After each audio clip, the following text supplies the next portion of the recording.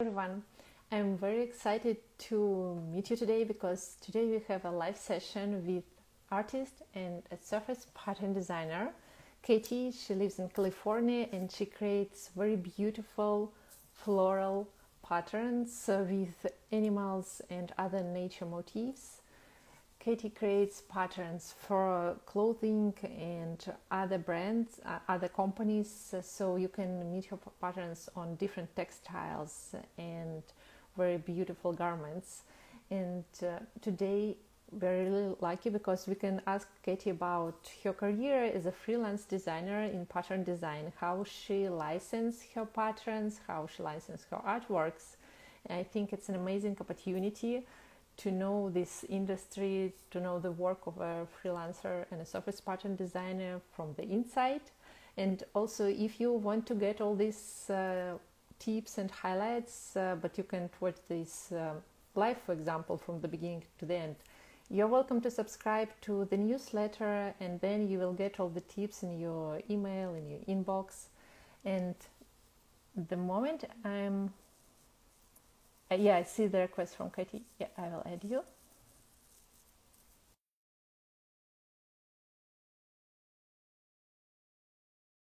You're very welcome to write any comments, any questions that you might have about surface pattern design, about licensing your artwork, about starting your career as a freelancer.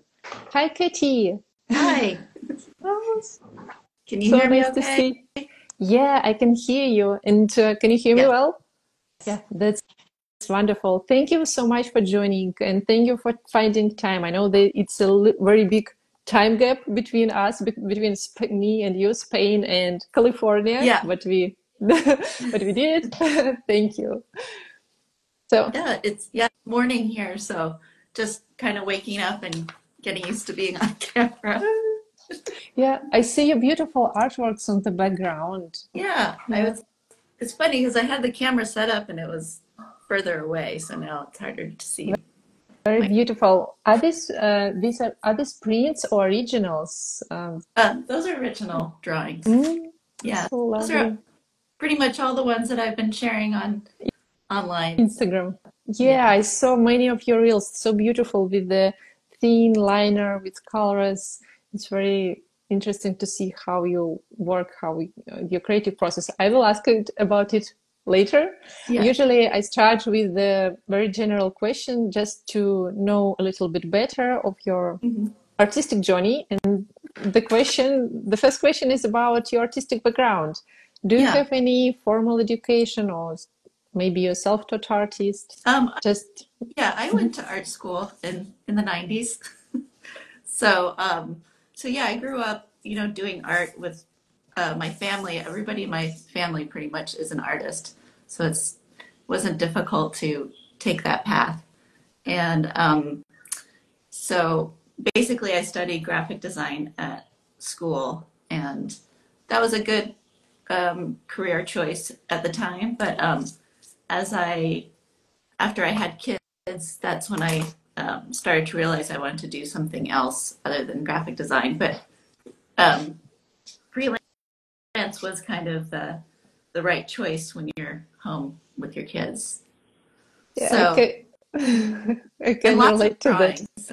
Yeah, drawing was pretty much, my start into getting back into the workforce after having kids.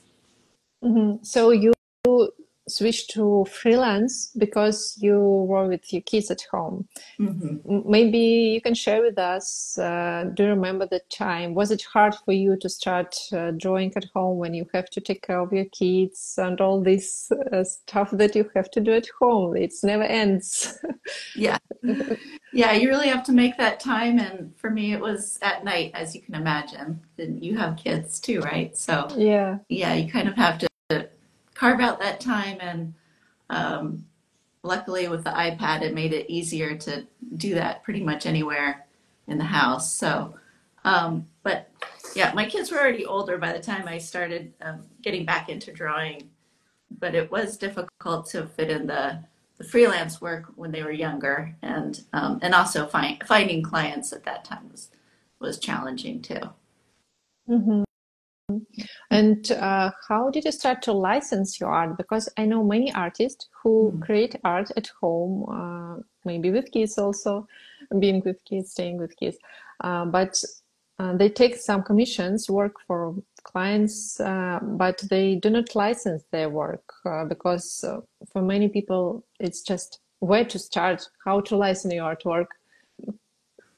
Yeah. Do, Um, well, I guess licensing just seemed like the right fit for me because I already was creating the artwork and putting it out there on Instagram, and people were reaching out to me, interested in certain drawings or certain patterns, and sort of evolved that way. I did take a course on licensing because I actually hadn't thought of it before, and then it sort of rang a bell, and um, I'm just glad that I was able to sort of transition from doing these freelance projects into licensing so that I could sort of stick to the style that I wanted to create and not necessarily create work for someone else, but create work for me, and then people would be interested in licensing it.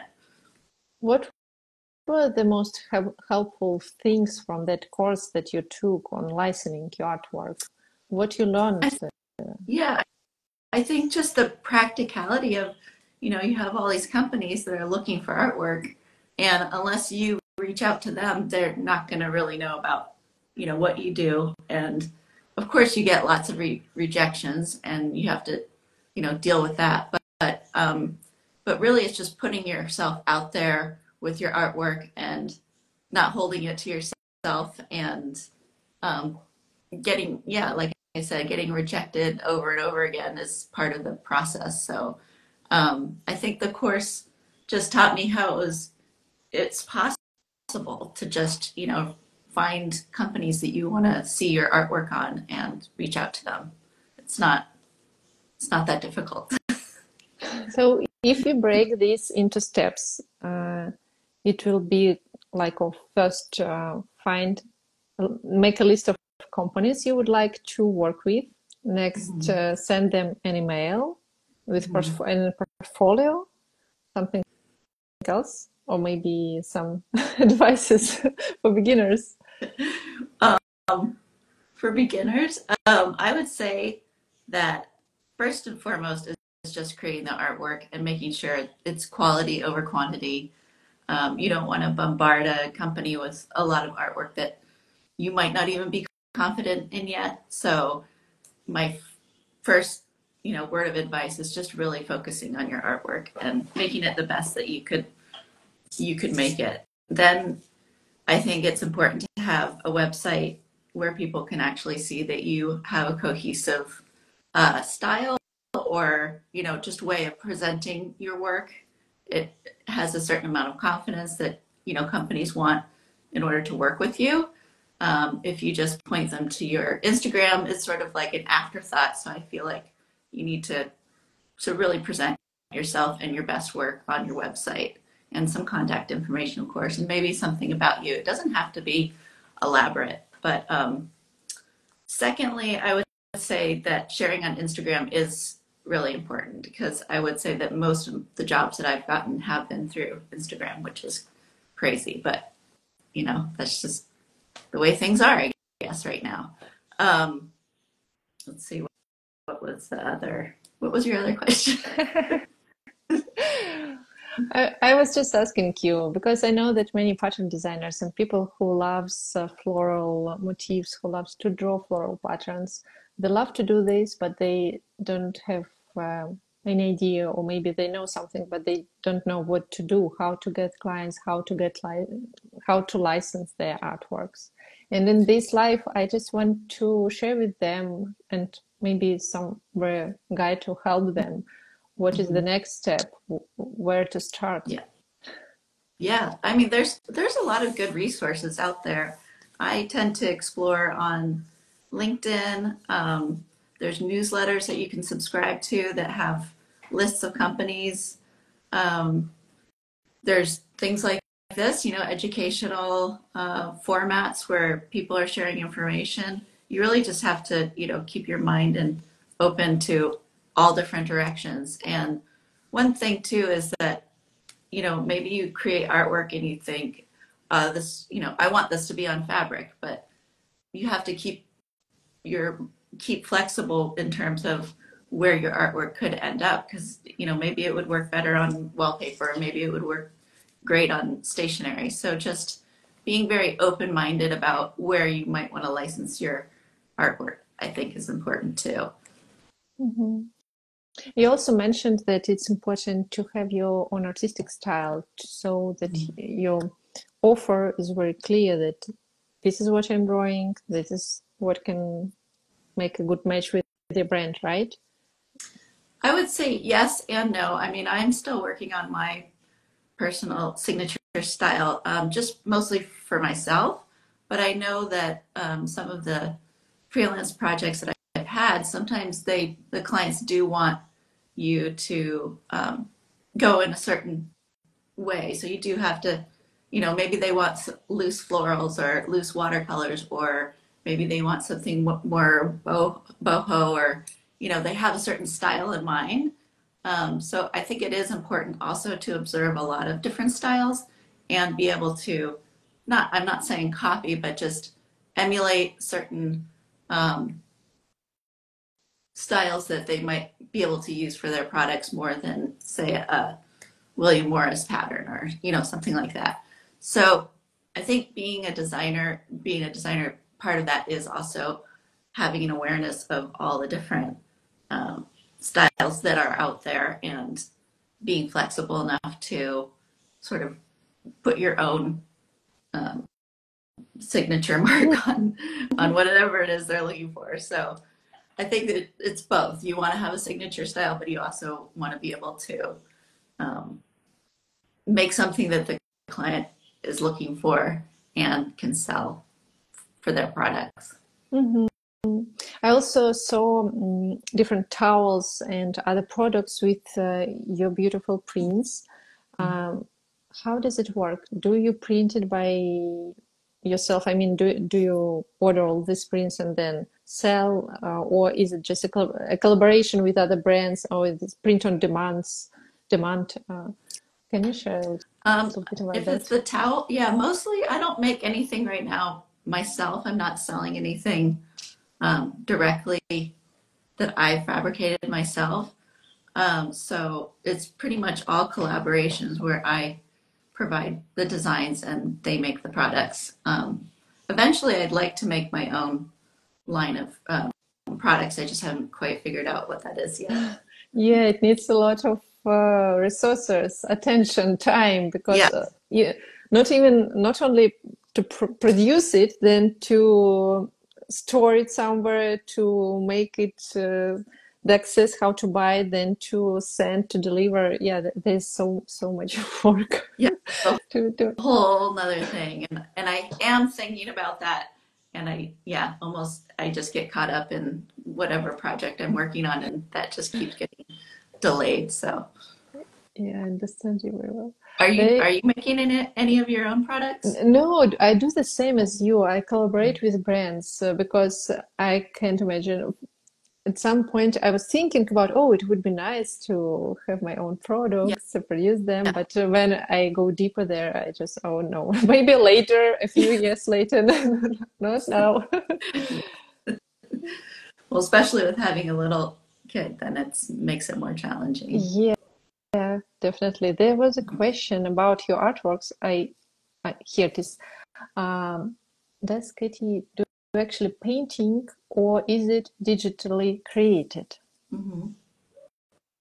Yeah, I actually do both. So as you can see, there's these pieces behind me. Those are all drawings with marker and fine liners. And then I do some watercolor. But some of the work that you see on my Instagram is created in Procreate on my iPad. So I kind of go back and forth. Last year I did the 100-day project that was all, painting or drawing. And I did that because I wanted to feel more inspired when I'm creating work digitally and not always rely on that digital interface. So I did the 100 days, I completed it, and I really found that it helped me um, think of new ways to approach drawing in Procreate. So I would highly recommend doing that if you're feeling like a little bit stuck in your creative process, to do a 100-day project, and limit yourself to just like drawing or painting or something on paper, rather than doing it digitally, because it's a lot harder. Mm-hmm. Like digital, it's so easy to undo, erase, change something, but as you know, with something that's painting or drawing, you just kind of have to live with whatever mistake you've made, and sometimes those mistakes are good mistakes. Mm-hmm. And also, by the way, what what software do you usually use? Do you usually create seamless pattern on Procreate, Adobe Illustrator, Photoshop, Mhm. Affinity? I don't know. I would say it depends on the product, or the end product, I guess. So for fabric, I need to create it, either drawing it and then scanning it and bringing it into Illustrator, and then I create repeat patterns in Illustrator. But that's that's when you're screen printing. Mm-hmm. Um, but if I'm just having fun and making a pattern, then I'm probably making it in Procreate, and making the repeat pattern in Procreate as well. Occasionally, I'll bring it into Photoshop to create a pattern, but not very often. So it's usually either Procreate or Illustrator are the Mm-hmm. pattern programs. So in Procreate, you just use this method, cutting in the center and switching. Yeah. Yeah, I observed a lot of different methods, and yeah, over the course of a couple of years now, I I've gotten pretty fast at Yeah. just making marks and Yeah. clicking it over, and yeah. So um, yeah, it's just for me, I just can get the flow of the pattern better if I can draw it that way, rather than doing separate elements and trying to, Mm-hmm. they just flow better Yeah. for me. Another question in the Mhm. comments. When you collaborate with brands, how do you work out their percentage of the sales you would receive as the designer? How do you work out? Um, So, yeah, that is a good question, because a lot of times companies will ask me what I want as a percentage, but I would rather them just tell me what they're willing to pay, because usually they have a number in mind, and they want to see if I'm gonna, mm, you know, lower. their number or be less than their number. So it's usually a negotiation back and forth a little bit, but I generally have, like, as far as percentage, I'll have something somewhere between 5 and 8% in my head for royalties, for the artwork. Sometimes I'm doing the flat fee, just if it makes more sense. Like if it's a clothing brand and they're putting the fabric, on clothing that is just like a jacket, then usually a flat fee makes more sense. But if it's like stationery where it's getting sold over and over again, then a royalty situation is better in my mind in that case. Mhm. Same with fabric, I would say a royalty structure is better as well. So it sort of depends on what the product is, as far as what to ask for. But as you get going more with licensing, you get more practice with that as well, and that can be challenging, but you'll get more comfortable as you get more licensing projects. Thank you so much for sharing this. I'm sure it is very helpful information for people who are starting and they don't know how much, what is the standards, Yeah. and your tips about that. If this product is produced one time, then it's better to go the flat fee. If it's Mhm. repeat and sell over and over, then it's better to go with the royalties. And as you said, the standard is between 5 and 8%, right? Mhm. I mean, 10% would be great, but it's not typical. So sometimes it's good to ask for 10%, but then you have to negotiate down to 8%. So Yeah. it really depends. but you probably know Yeah, that. So, sometimes I got offers on 4%. So yes, it depends on the yeah, company. But you can always negotiate, but it doesn't mean that you will get what you want. But it's on your side. You can decide, would you right. do you want And to work on this or not? sometimes, yeah, sometimes you might um, tell somebody what percentage you'd like, and you don't hear from them again. So it just, it's. I don't want to say it's a crapshoot, but sometimes it is. Just you're putting the numbers out there, and it's either going to work or it doesn't. And it's really nice when it does work out. Mhm. Another question about, yeah, there's so many questions. That's cool. When Oh, good. you when you hand paint, then do you have to vectorize it for the company or do you send them the actual art? Oh, no, definitely do not send them the actual art.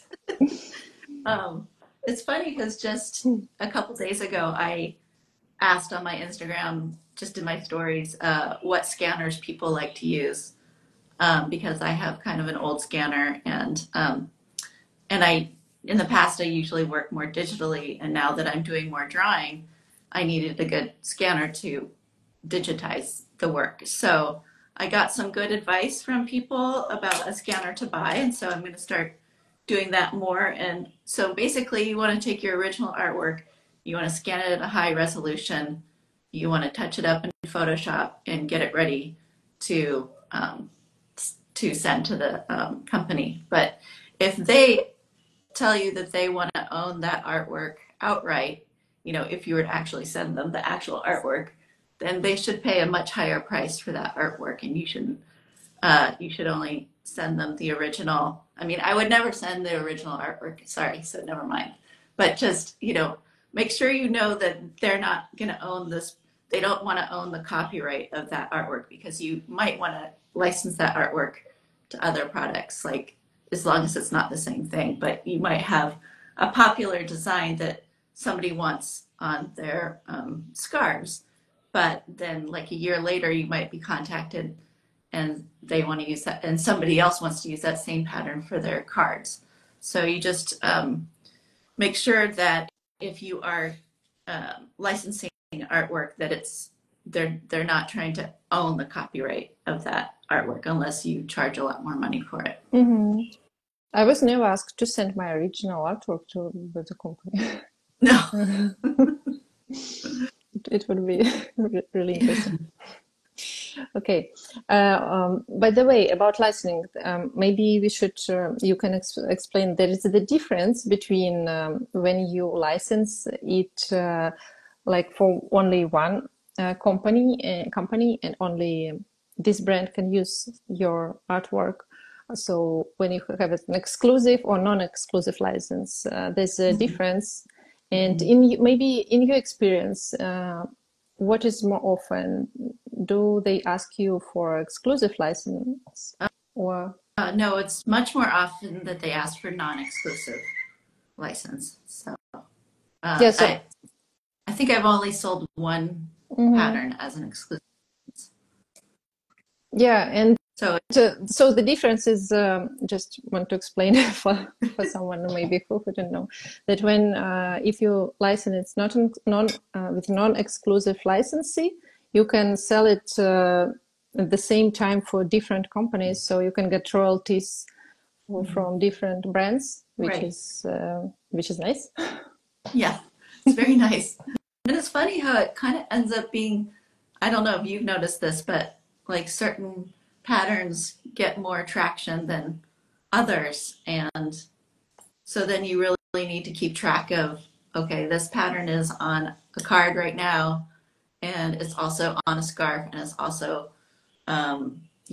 partially on a different product. So probably having like a spreadsheet, that's kind of marking off where the a particular pattern is going is helpful.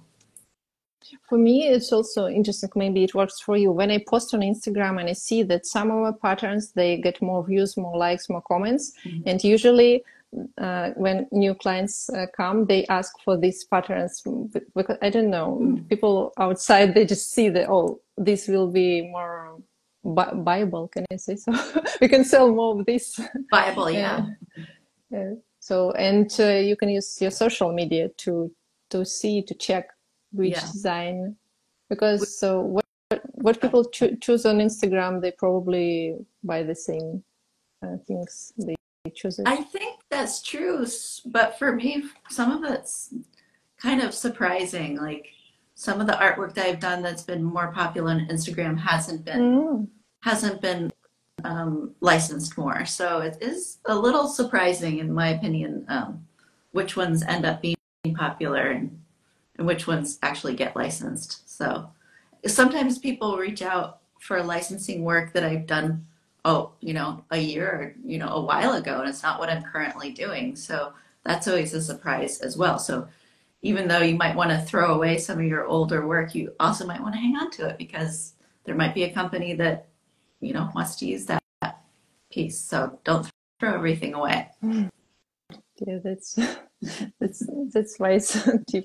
Can you please walk us through your creative process, how you create maybe the collection of patterns? Hmm. Yeah, I mean, I do have to create collections for the fabric company that I work for. Um, Ideally, 3 to 4 times a year, I'm coming up with a collection. So because I know that ahead of time, I am always look on the lookout for what's my next collection going to be. And it's usually that inspiration usually comes not when I'm sitting in front of my computer. It's usually when I take random photos and then I kind of look back at the photos and I start thinking of like a subject um, that I'm going to focus on, like a theme. So, yeah, it's really just sort of staying. I think being a good listener and being a good observer helps to get more inspiration for a new collection. Sometimes I come up with the name of the collection first and then Mm. kind of work around that. Or sometimes I'll just have a certain pattern in mind that I think would make a good hero pattern, and then I start working around that hero pattern. It really just depends on kind of the subject matter and what I'm inspired by at that time. So first you work more like an artist. You just listen to yourself what you want to draw now, what have some inspiration, right? Yeah, but I think having a theme, it really helps because you could just be all over the place, drawing flowers like I usually do.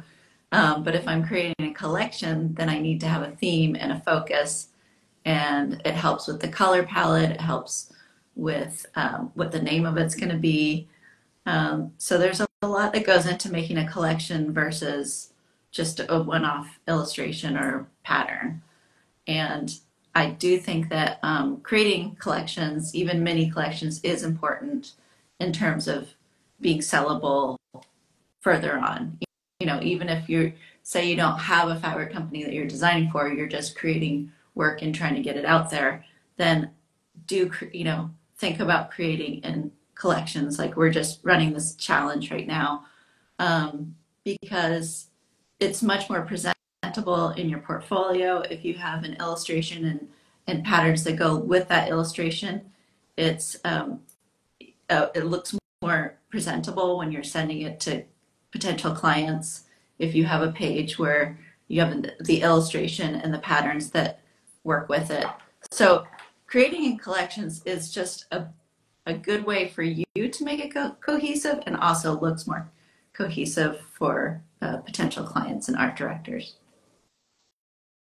Yeah, that's very nice to know.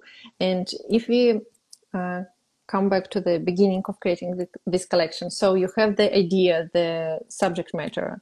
Maybe you already have an idea of the hero pattern.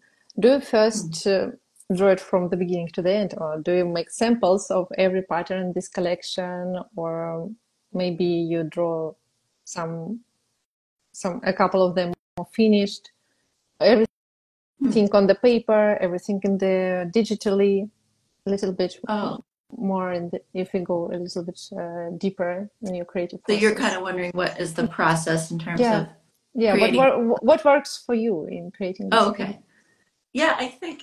Well, I think with each collection, it's been a little bit different Mm-hmm. depending on what the story is. And so this last one that I did about is called Coyote Hill, and it's about the coyotes that live in my neighborhood and, howl at night, and then you can hear owls. And I really thought that a woodblock um, sort of aesthetic would work better for this type of collection.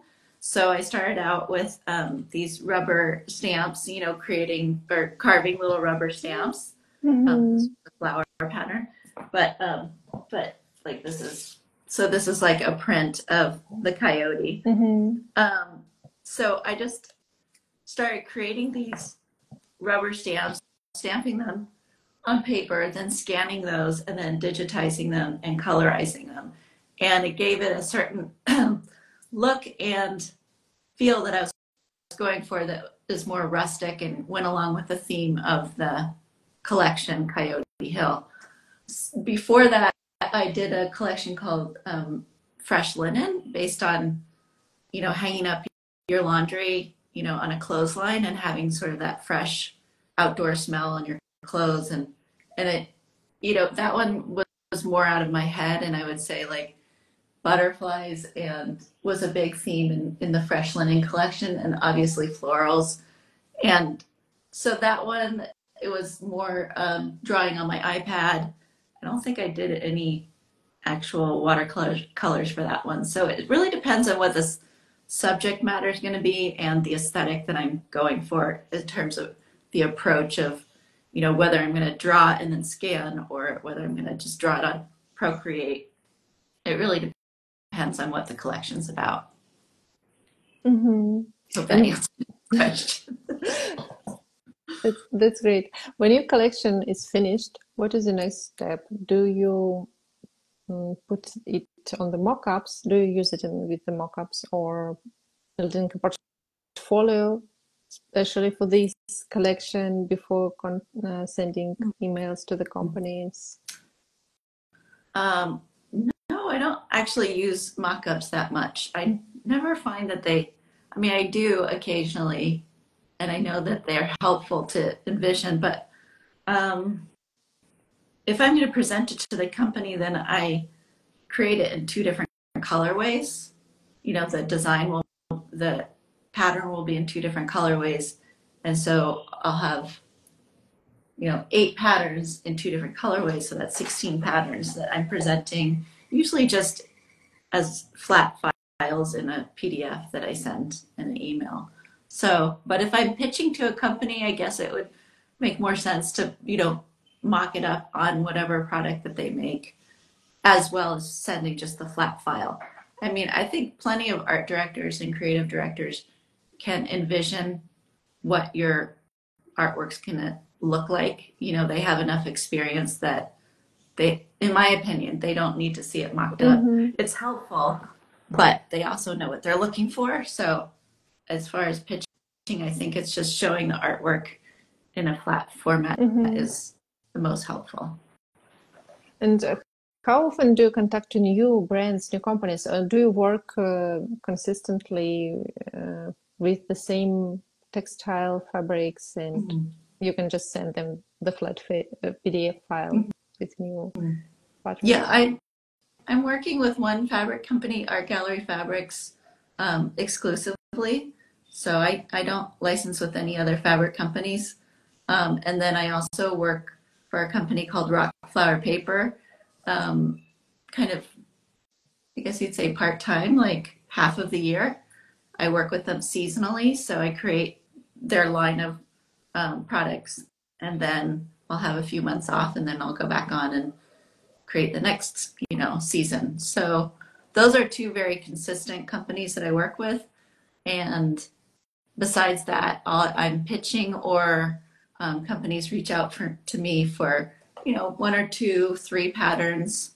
Right now I'm working with a stationery company where I'm creating original artwork just exclusively for them. So it really depends on which companies reach out to me and what they're looking for.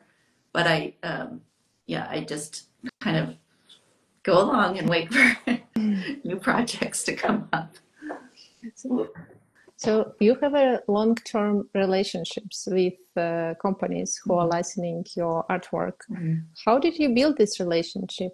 When does it start? Did you send an email? Hey, I'm a designer.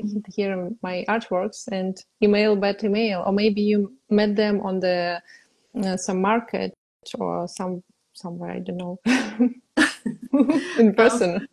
no, yeah, the fabric company reached out to me through Mm. Instagram, so that's another good reason why you should be sharing your artwork on Instagram.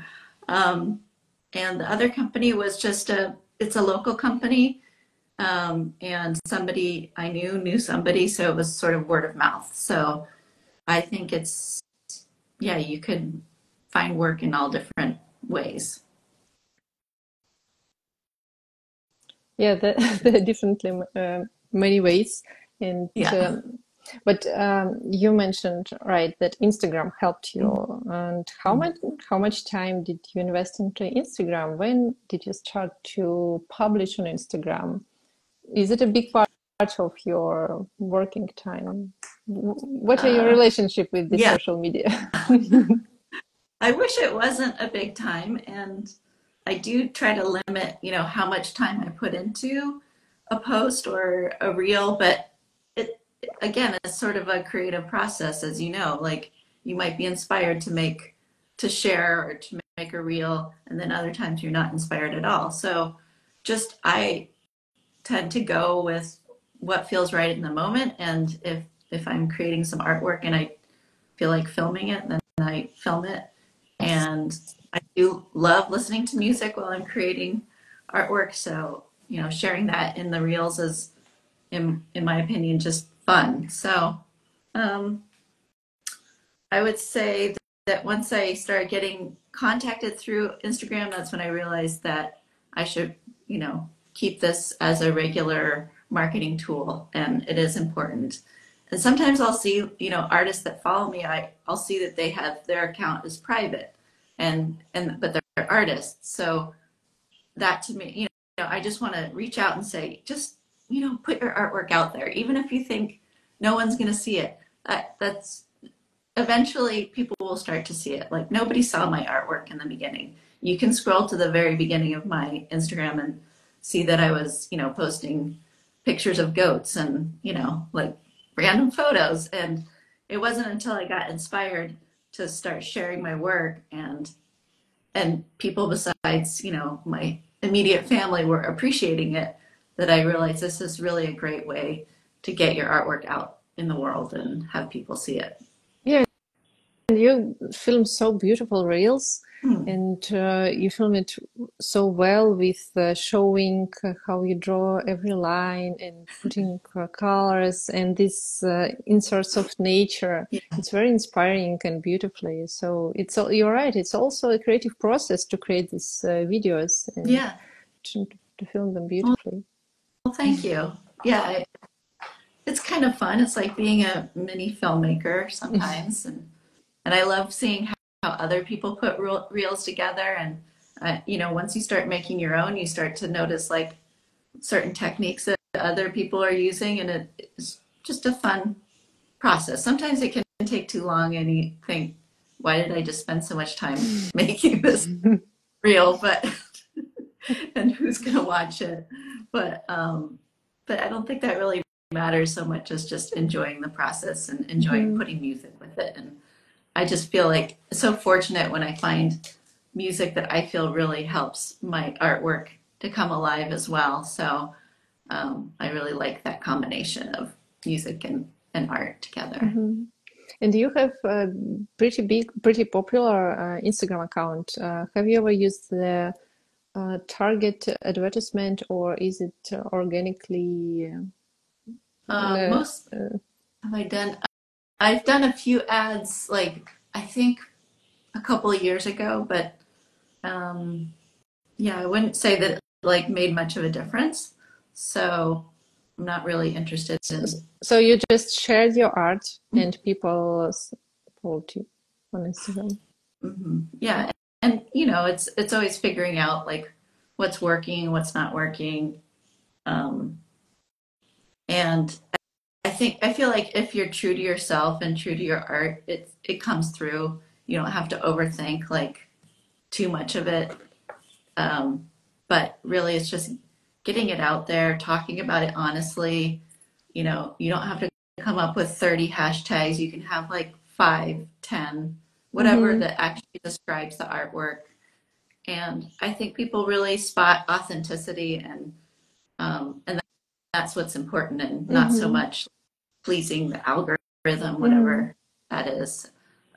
So yeah, I mean, your growth, your Instagram growth can go up, it can go down, but it's sort of like, the consistency is really what pays off in the end. It's like, investing in stocks. Like you're not going to pull out just because your stock's going down. You're not going to stop doing Instagram just because you don't have as many followers all of a sudden. It doesn't really matter. You're creating the artwork for yourself and sharing it with other people. And if people respond, that's great. If they don't, you just keep doing your artwork.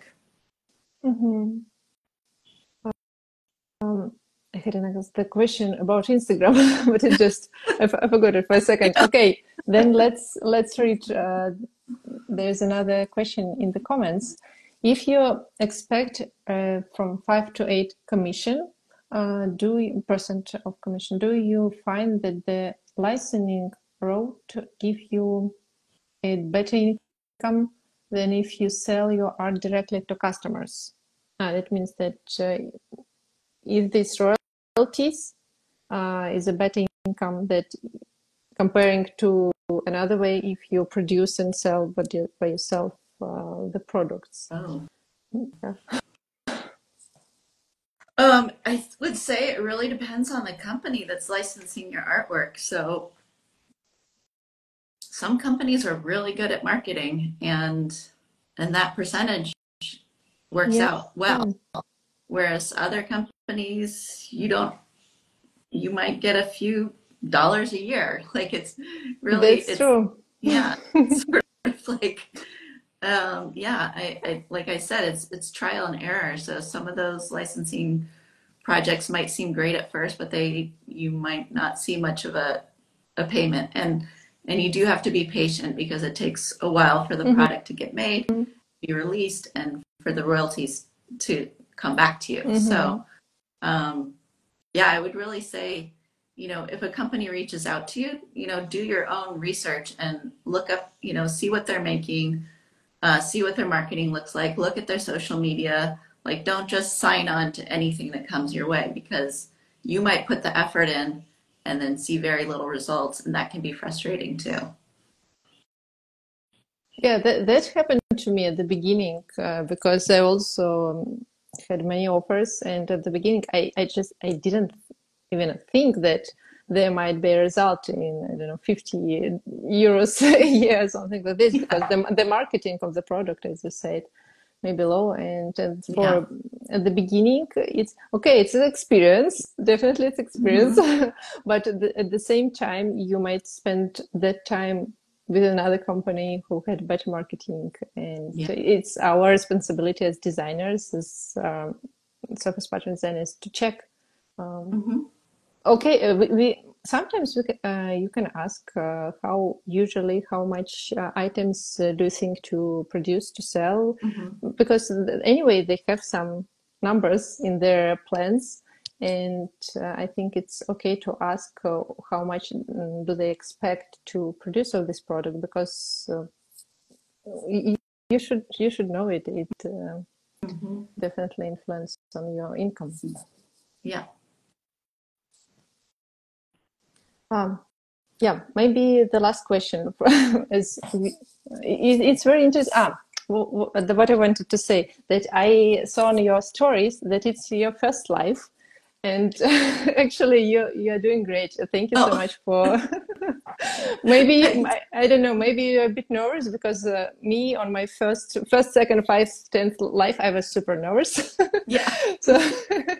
so you should know that you're doing really great, and I'm very grateful that you shared with us all this insider information about surface pattern design, because you definitely have a lot of experience, and it's always interesting to know how it works. Of course, we can Google some information, but it isn't the same that hear it from you and as an experienced designer. So Yeah. thank you so much. Oh, there's another question. Okay, let's answer this too. If you give a design exclusively to a company, what would you expect, a commission or a user license?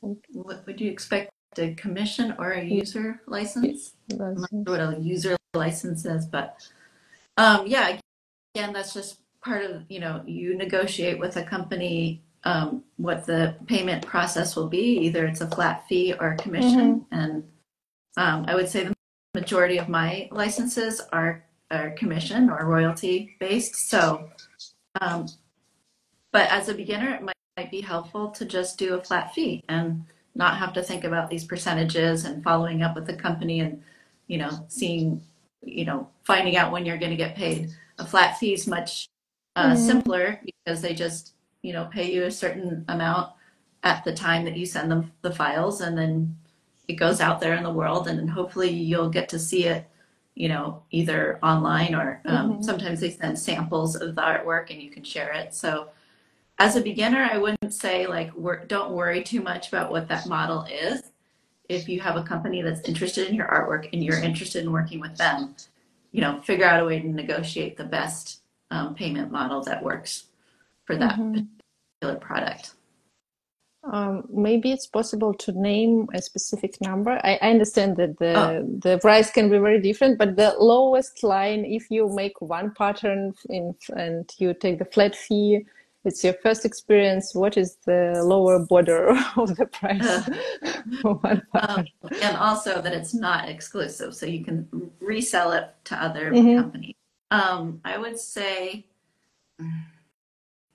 it's hard to throw out a number, but maybe $200 US would be the lowest, because just taking the time to send someone the file, and sometimes they'll have a few changes and then you think to yourself, oh, I only charged $200. So that can be frustrating, but yeah, 200 would be the very lowest. And that again is for a non-exclusive license. And Yeah, thank you so much. I'm asking you because there's a lot of stocks. Websites, platforms where you can buy a pattern for $2 or $5 oh, or something uh, like that. So, I yeah, have not looked at those, so I don't yeah, even want to know that. yeah. This is why I think it's important to hear from the pattern designer who is working and licensing when you're licensing your work, because when you see these websites and you can devaluate Mhm. the work. Yeah. So Yeah. Would you yeah. agree with me that that's a reasonable base price? Yeah, Or yeah, yeah, yeah. yeah. I agree. Of course, it depends on the country where you live, on the country where the Uh-huh. brand is, of course. But you're living in California, $200 maybe for some countries.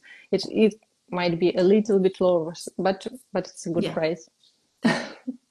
Too. Yeah. Depending on I do work with companies internationally, but that seems to be okay so far as far as Hmm. the base price. Maybe there's something. The very very last question. I promise you. I don't what, mind.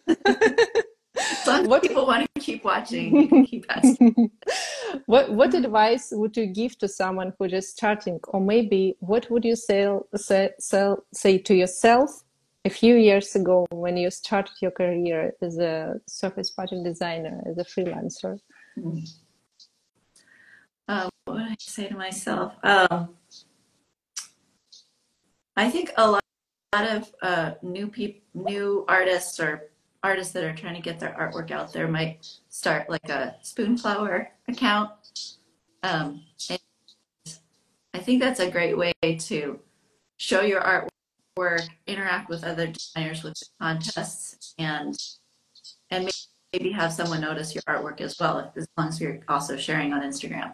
But I also think that you need that focusing on quality over quantity is important. Like you don't want to just fill your Spoonflower account with 500 patterns that just so that you have a lot of patterns. Like really focus on the work you're doing and taking your time to do it and observing like what your style tends to be. So more, I guess, focusing inwardly and not so outwardly on what other people are doing and what's out there in the world and what's trending, but really focus on what you like to do, um, and being true to yourself and not like just trying to follow a trend. Yeah, that's so lovely. Thank you. Thank you very much. Thank you for your time, for sharing your experience. It was very interesting for me personally to talk with you. I hope Yeah. so. Thank you. I'd know more about your process too. So, but thank you for inviting me to do this today. I really appreciate it. Thank you. Thank you for sharing. And have a wonderful day. It's the Yeah, beginning you of the too. day. Yeah. Thanks. Thank you. Bye. Bye, Bye bye. everybody.